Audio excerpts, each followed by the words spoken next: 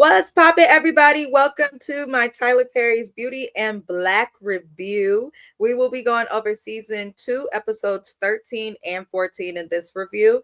Episode 13 was titled Boom. Episode 14 was titled Your Turn is Coming. Ciao. This is a good season. This is a good season. I'm entertained, Tyler Perry. And another thing, I don't have Tyler Perry trauma. I think the acting on Netflix, I feel like as Tyler Perry aligns, because we know he has a Netflix deal worth like millions of dollars or something. Netflix isn't just going to accept any old type of content like what we usually see from Tyler Perry. This looks better than most of his projects. Some of the actors suck, like the guy who plays Angel. No shade to him. In my opinion, he's a weak actor.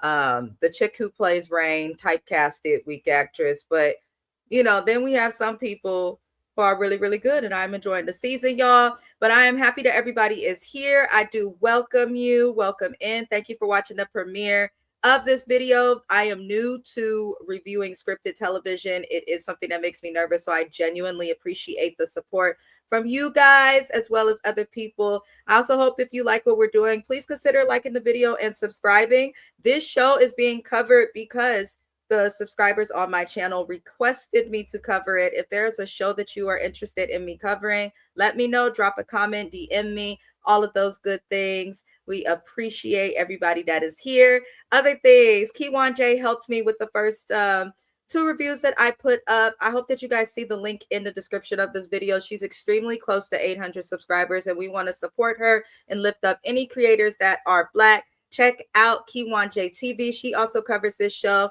Shayna_MCD. Miss Kira Speaks also covers this show. Vibe X. JB Says What. We have a lot of great, talented Black creators that cover this show.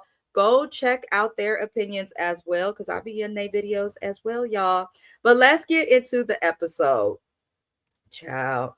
We start with Jules questioning Sylvie. So the last episode ended, I said, oh my God. All we see is Sylvie in that hospital. And I said, Sylvie, girl, why are you in the hospital? Here's my thing. I understand Sylvie's dumb. I understand like teenagers don't listen. And I believe Sylvie's like 15, 16, 17, something like that. But after you done been essayed by your stepdaddy, abused by your mammy, and trafficked through the club and drugged, you would think that you would do as you are told. Especially when Sylvie's been like, I want to stay here. I don't want to go because we're safe here. You would think she would do as she's told. But instead, she went to that doggone hospital looking for that boy. Because, once girls get a little bit of that eggplant emoji, we just go plumb crazy, especially if they're young. And Jules is questioning her. She's like, what are you sorry for? Because he hears her saying she's sorry. And Sylvie is pretty much looking at him scared because she knows who he is. And this is where Jules won't let her out the room. Now, he's not like aggressive, like just snatching her up and stuff, not letting her out the room, but he's making it clear like you can't let her out the room. Now, after so long, a doctor does come into the room. And I was watching the show like, scream, bitch, run, bitch. Like, as soon as that doctor came in, I would have been like, let me go. I would have been hollering, screaming, kicking a fit so that he knew if you are going to kidnap me, it's not going to be easy for you. Because Jules don't care. But Sylvia's not the smartest. Like, her antennas are still growing or sprouting or something. And she's in a pickle. She's in a pickle. She sits there and she's stuck with Jules. So we going to put a pin in that for now and get into Charles. Now, Charles is showing like that he has some sort of a moral compass. Charles really, even with Charles and who he offed, Charles don't seem to be wanting to get into nothing. He just wants to party here and there and live his life and be who he is. But it seemed like the rest of the family just will not let him be. But he gets a call from the people who broke Olivia, who's their mom's leg. And I'm like, Lord, that's what you get, Olivia. That's what you get. So for those who don't remember or didn't watch our previous review, Olivia owes people money. It looks like the cleanup crew that helps her clean up all her crimes, she ain't paid them, which is crazy because why? Those are not the people to not pay. But she ain't paid them. And so they want her money, and they came by and they put a mallet to her leg and broke that thing. Clean break. So Olivia is in the hospital, and Charles is the one that took her to the hospital. He's holding her purse, has her phone, and answers it. and it's the lady who broke her leg. And Charles is like trying to figure out like what's good because Olivia hasn't told them how she hurt her leg yet. And this is where he gives the phone to his mom after learning more information, and she talks to them, and Olivia tries to act like everything's cool and talking code around Charles, but Charles lets her know that he read the text messages and he knows that Olivia was trying to rob him. And Charles is hoping that this is not the case because you could tell he still kind of cares for his mother and his father and his brother. Like he's the one that may still be like, okay, well, this is family. Maybe we'll take care of each other. And I'm just like, Charles, baby, wake up. Wake up. Look at what they do. Your daddy hates your brother and peed on him. The family loves the daughter-in-law more than they do the kids. Your mama is a Christian faking being delivered from the sin of gambling. I mean, what else can he expect? Like his family's terrible. But Olivia threatens Charles. She threatens him. She's like, well, you got to pay and come up with $200 because if you don't, them body parts that I got rid of for you gonna pop up. I said, damn, Olivia, you threatening your own kids. Now, if it was Roy, I ain't gonna lie. If it was Roy, I would have been okay with Olivia threatening that. But we gonna threaten Charles? Charles ain't done nothing bad but sleep with Varney, even though he knew Varney was in love with him, and do a little drugs. Charles was cool with Mallory. Charles really wasn't trying to bother nobody. And now he getting threatened. So it's unfortunate, but I'm kind of like, baby, being attached to them Belleries will get you off. It'll get you off, or it'll catch you a case, or to get some hot coffee poured on you, which we'll get to later. But it's not going to get you nothing nice. Now, we see Horace has been on Barney's ass. And the reason Horace has been on his ass from Italy, he's away. Papa Horace is away, staying fine, healing up. And he's like, why is this will been delayed? And I love that Horace is still paying attention from afar, because Roy's dumbass really thought delaying the will would do something. And I thought it would do something too, but in the end, it really didn't do nothing.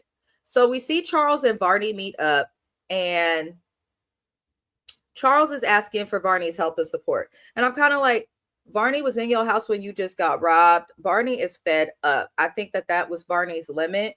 I think if Varney was not in a situation where he was in danger because of Charles, he might have had a shot and like being willing to help Charles. But it seems like Varney is just fed up. And I cannot blame Attorney Varney. I can't blame Attorney Varney.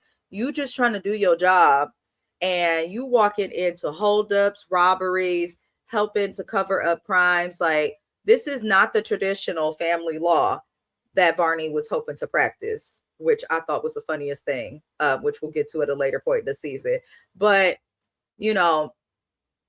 Charles is now wanting sympathy and empathy from Varney when Charles was never willing to give that to Varney at all. And Charles is telling Varney, he's like, well, nobody loves me and my family, including my mother. Do you have anything to say about that? And Varney is like, just stop doing drugs because your stepmom about to test you. And it's because as part of the will, Kimmy is implementing the mandatory drug testing, but it doesn't say what type she has to do. So you could either pee in a cup or get a hair follicle taken, but you're going to have to take a drug test some type of way. Charles hears this, and this fool can't stay focused. And it's like, Varney, you got 200,000. What? Is that what we doing, Charles? You just trying to see if he got 200,000 when he's telling you got a drug test? And he says his mother's going to destroy him. And Varney's like, no, I ain't got that money. I wish somebody would call and be like, Amina, you got $200,000? The fuck I do. No, I don't. Absolutely not. But Charles figures out Varney's not in the mood to help him. And this is where we forward to Mallory and Barney talking in the office.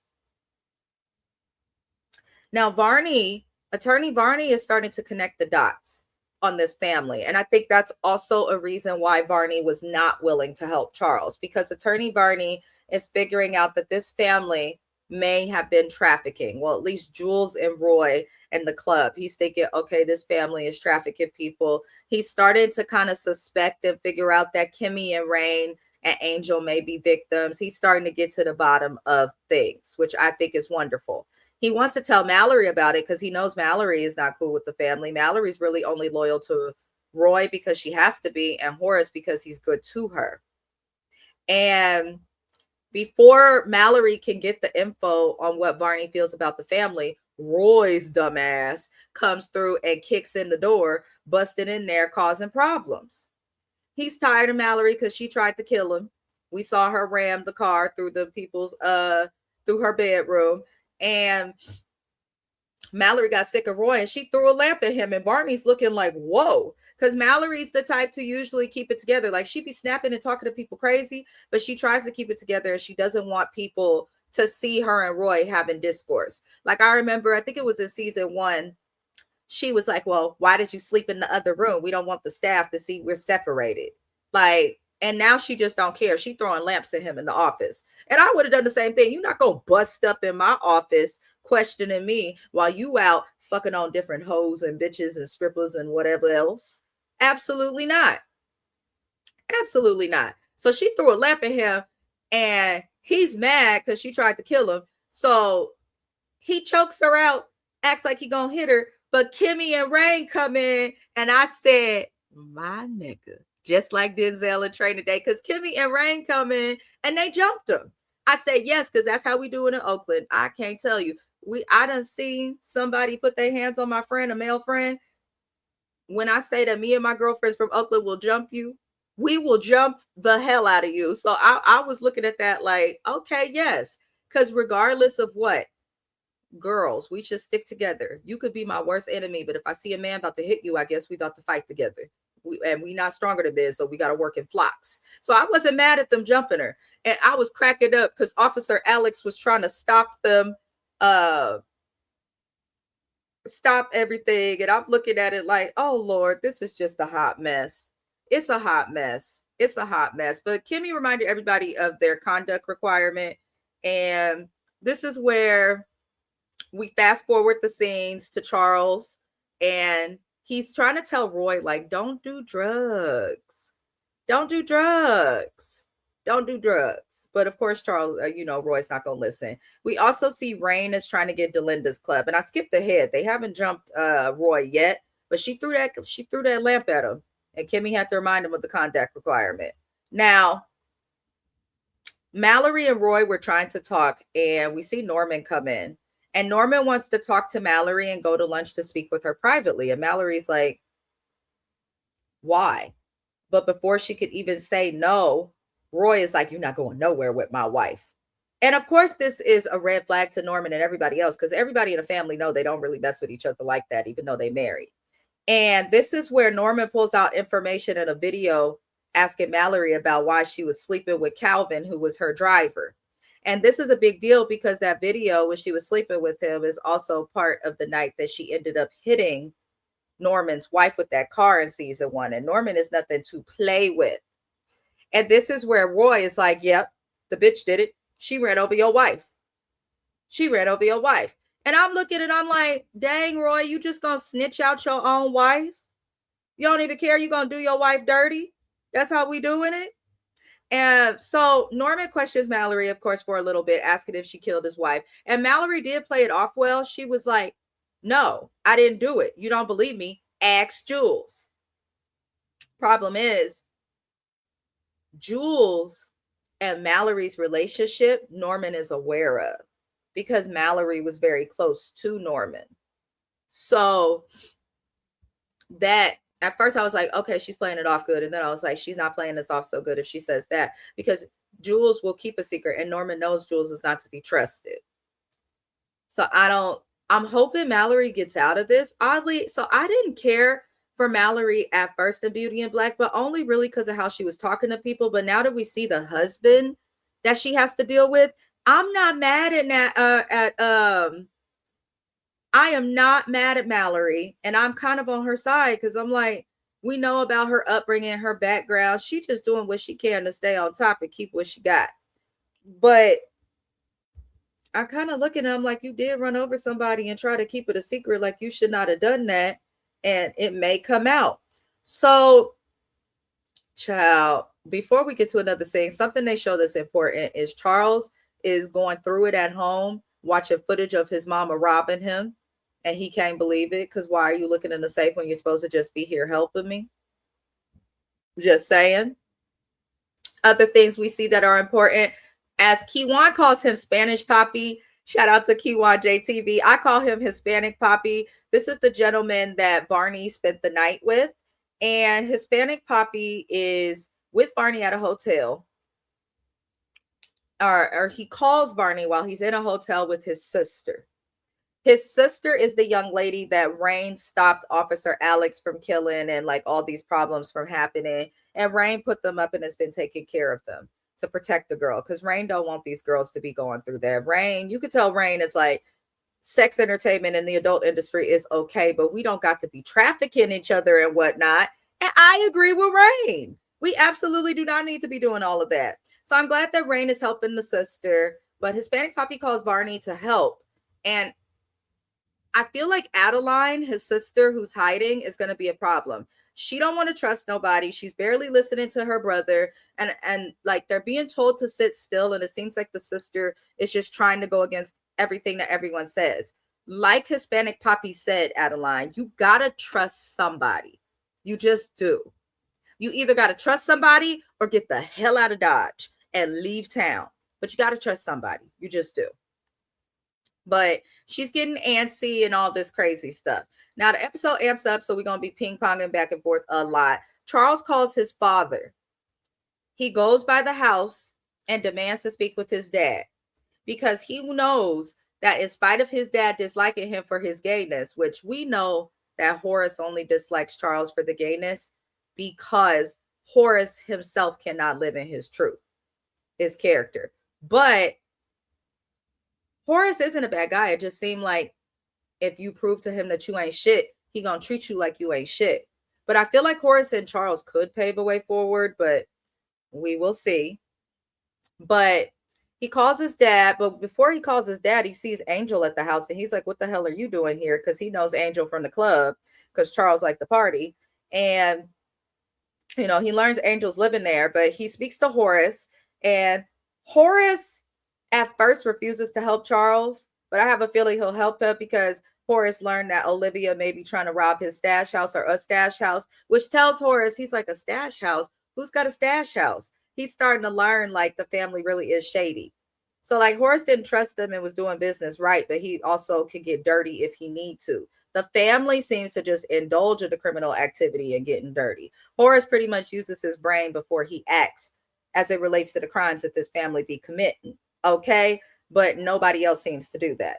Now, it looks like he'll help him for now. So we'll put a pin in that. I did find it interesting though, Charles, you still ran to a parent because you needed help. But I don't know. I'm starting to kind of root for Charles. Let me know how y'all feel about Charles, because I don't really want Charles to get wrapped up in the BS the way the rest of them may end up wrapped up in the BS. And I'm doing my best to not spoil the story because I have finished the season and I'm trying to be cool. I'm trying to be cool and not spoil it.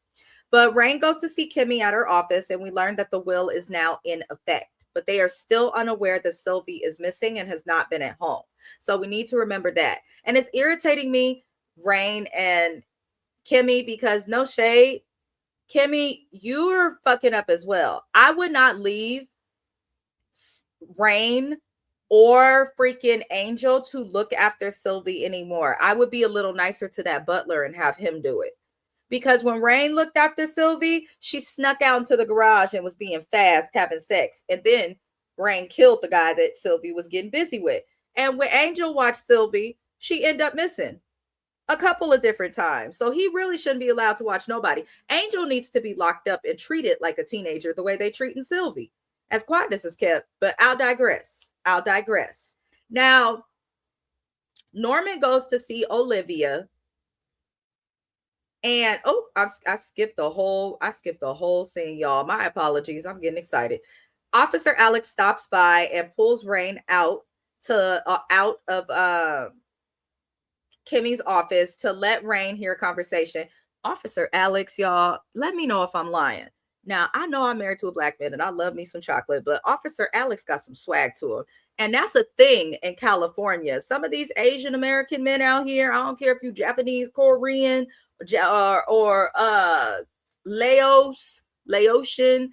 I don't care if you Thai. We have a lot of variations of Asian people in California, one of the biggest populations actually. And they be having swag and stuff, just like Officer Alex in real life. I'm not gonna lie, Officer Alex could get it. He could, because he be coming in, swooping to save them. Real smart, got a little swag about him. I said, okay, I see how you ended up in an all black cast, sir. Hey, Officer Alex.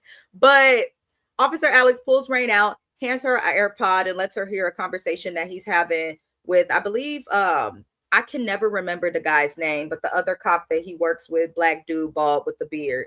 And he basically hears a conversation letting them know that the chick that Rain is paying to protect, which is Adeline, aka Hispanic Poppy's sister, is in trouble because Jules has him watching the hotel, waiting on them to come out of the hotel so they can ambush them. That's one hell of a trafficking ring to have the police working with you. And I see what Tyler Perry is doing, because stuff like this really does happen. Like, I could tell y'all on East 14th out here, or International Boulevard as non-locals will call it, in Oakland, most of them girls from 1st to 20th Avenue are underage in traffic. So it does happen. It does happen. It's unfortunate, but it does happen. But Rain goes back in and tells Kimmy how she saved Hispanic Poppy's sister from dying, and how it's a problem and they're being watched and they're going to have to figure it out. And Kimmy's like, girl, because if it ain't one thing, it really seems to just be another with these people. It really does. But back at the house, Angel discovers that Sylvie is actually missing.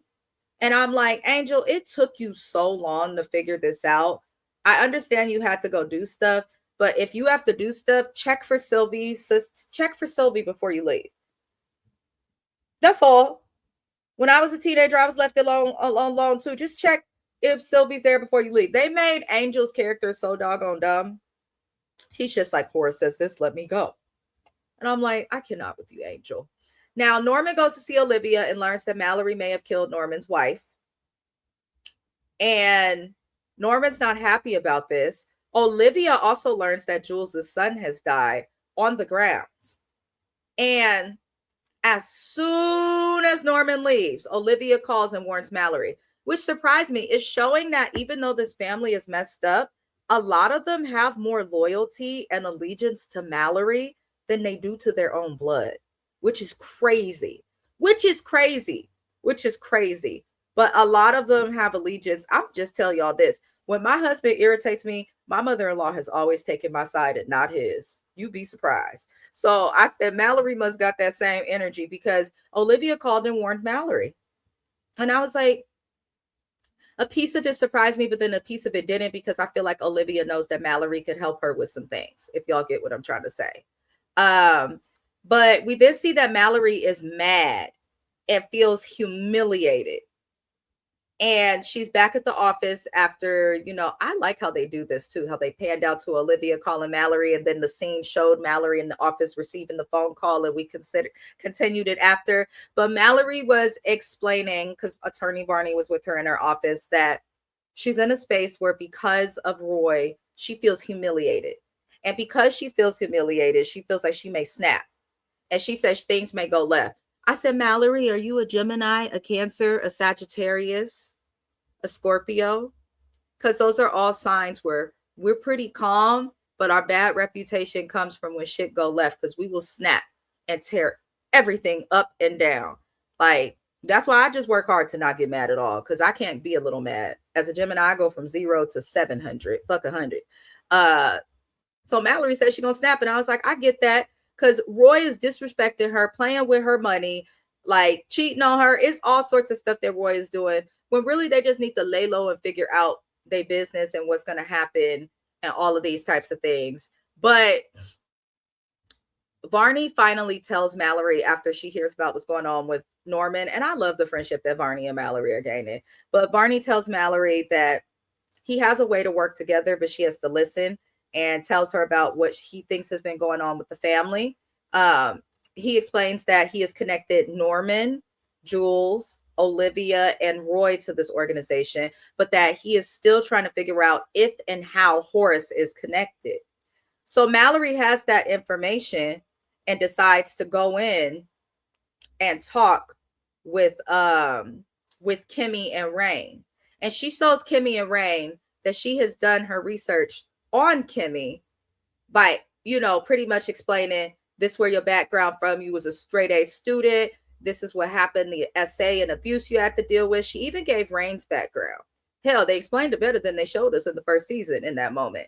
And then Mallory is like, I was a foster youth as well, and she grew up country. And, she said, I'm just like y'all. So it's interesting because Mallory, she was ready to judge them when she thought they were willing to go into the life of being a hoe. But when she found out that they went into it against their will, she was more like, okay, I see. And she kind of respected that, because how can you not respect someone who's been forced to do stuff? Now you understand the behavior and where it's coming from.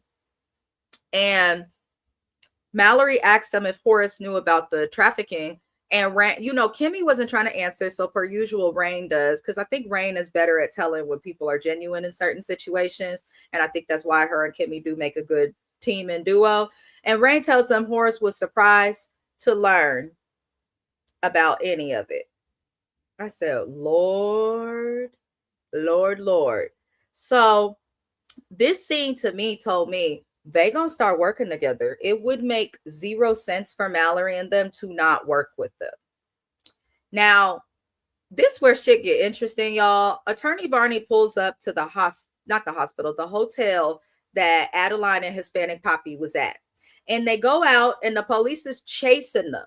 They end up in a high-speed chase because Adeline and Hispanic Poppy jumped into the car real quick. That's why Varney parked in the middle of the hotel parking lot, which was smart. They hop into the car and Varney is running away from them because dude hops on his flashers, even though he's not really the police and is breaking the law, and is chasing them down. Officer Alex is helping to chase them down, but Officer Alex is also on his personal cell phone warning Varney. He's like, hey, you got to listen to me. Hit the brakes, go left, hit the brakes, go right, turn, drive into this, do all this stuff. Officer Alex fine self guided them into a warehouse and told them to just sit still. Now, of course, I was so annoyed with Adeline because she was like, we can't just sit here. We're sitting ducks. Bitch, he got you away from the motherfucking police if you don't sit there and shut the fuck up because you safe. Like, I understand Adeline's frustration and the paranoia, but it's like, girl, somebody just tried to ambush you out this hotel, and this is the person that helped your dumb ass get away. Relax, sit still, and be quiet. What did Jennifer Lewis say to Tupac in Poetic Justice when she played his mom and he came in the house? She said, boy, I don't care. Shut the fuck up and put the cigarette out. That's what I'm telling Adeline, because she is getting on my nerves. And she getting on her brother's nerves. She getting on Varney's nerves. She getting on everybody's nerves. So while all of this is happening, we see that Jules and Sylvie are in the morgue. And Sylvie is nervous in the morgue and tries to run away from Jules, but realizes that she's locked in down there. And this is where Jules threatens her. And the episode ended. I said, oh my word. Not the episode ended with that. Stressed me out the game. But that was it, y'all, for this episode. Let me know how everybody feels about the episode, because a lot did happen. A lot. And I mean a lot did happen. The next episode is crazy. That's where I'm not gonna lie. I'm gonna give a little sneak preview. The next episode is crazy, and I can't wait to review it, because that's where Mallory and them jump on Roy, which is going viral all over the internet. So I know most of you probably know, but I'm enjoying this season of Beauty in Black. I know that it has been reviewed for a third and final season. I hope that you guys enjoy my review. Let me know how you guys felt about the episode as well. Let's keep the conversation going and offer my opinions. I also want everybody to please consider subscribing to Kiwan TV, as well as Shayna_MCD TV, Vibe X, Miss Kira Speaks. They all cover Beauty in Black. Also tap into JB Says What. I feel like he covers Beauty in Black. If he doesn't, he does cover Beyond the Gates, which is another great Black soap opera. But I appreciate everybody for watching. I thank you all. I hope you enjoyed the rest of your day. Check out some of our other videos and playlists on the channel. And I'll see you guys next time. Peace.